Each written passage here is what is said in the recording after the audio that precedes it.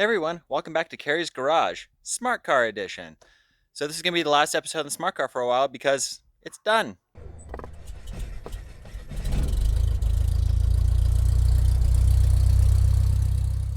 And here it is. I got all of the body cladding on, everything underneath is all together, runs and drives. We'll go ahead and do a cold start of it, take it for a little drive, do a little driving review, and really all I have left to do now is clean up the headlights and clean up the plastic roof because it's pretty sun-baked, and wash it. But you know, we live down a dirt road, so a black car. But let's go ahead and hop inside and do a quick cold start. So we're here in the Smart.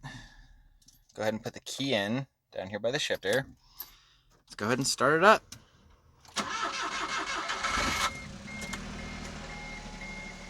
There you go, just like that. Starts right up. Runs really good. Everything seems to be good with it. I do have a tire pressure warning light on. I checked all the tires, they were a little bit low, so let's see if we can reset it. So we hold down the button right there. It blinked a few times and then went away. So amazingly, no warning lights.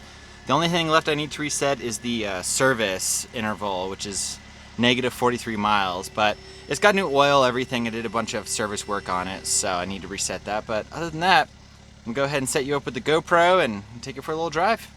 So before we get started on this quick little driving tour, I want to show you something really neat I found. So I got the original owner's manual packet, and in here I discovered the original window sticker, which is kind of neat. So at some point I'll go ahead and frame this with the 2019 GTI window sticker and put it up on my wall.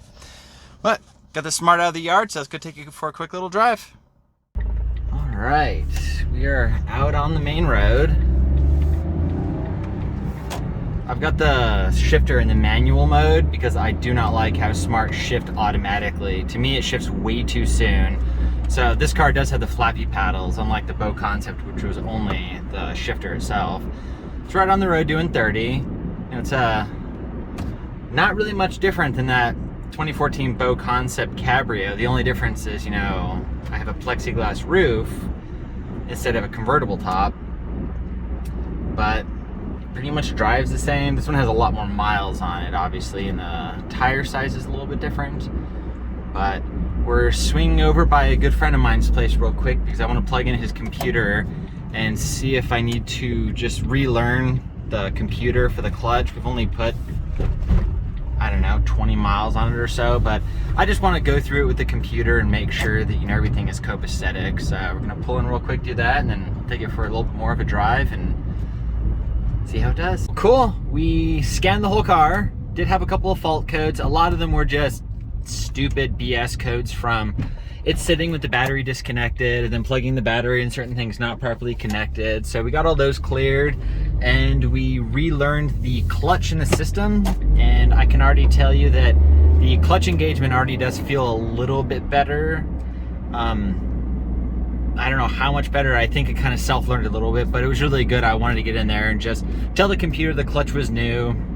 Did a little measurement test, so now I don't have any worries about possibilities of the clutch burning out because it's engaging too tight. I don't even know if it would do that, but it's definitely a little bit better, which is awesome.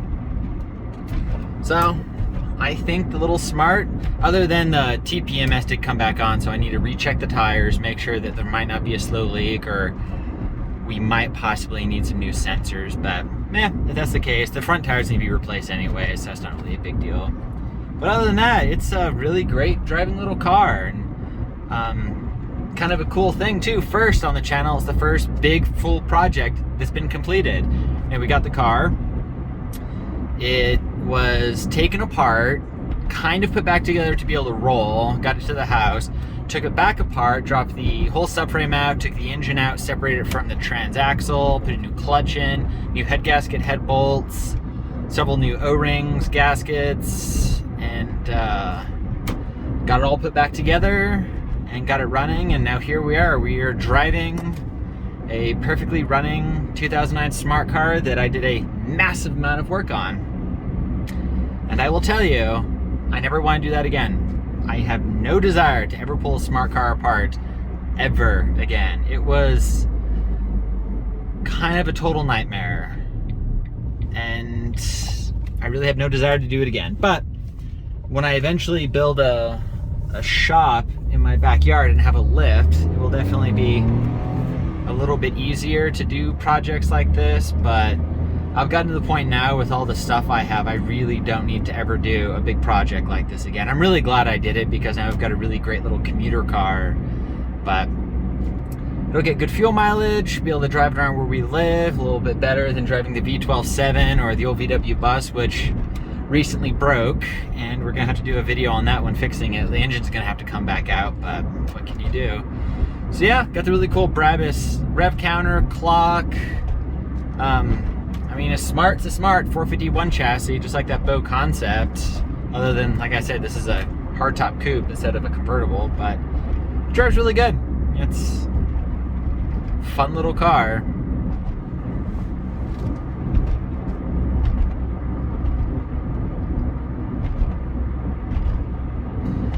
And what I started thinking about, I need to figure out how to set up a tripod or have a friend help me, but I want to start doing more driving, drive-by, rolling kind of videos.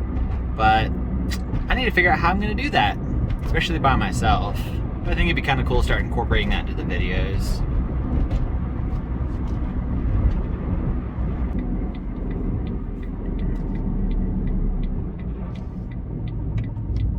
Well, there we go. There's the video on the smart car. First big project completed on the channel, so kind of a cool milestone.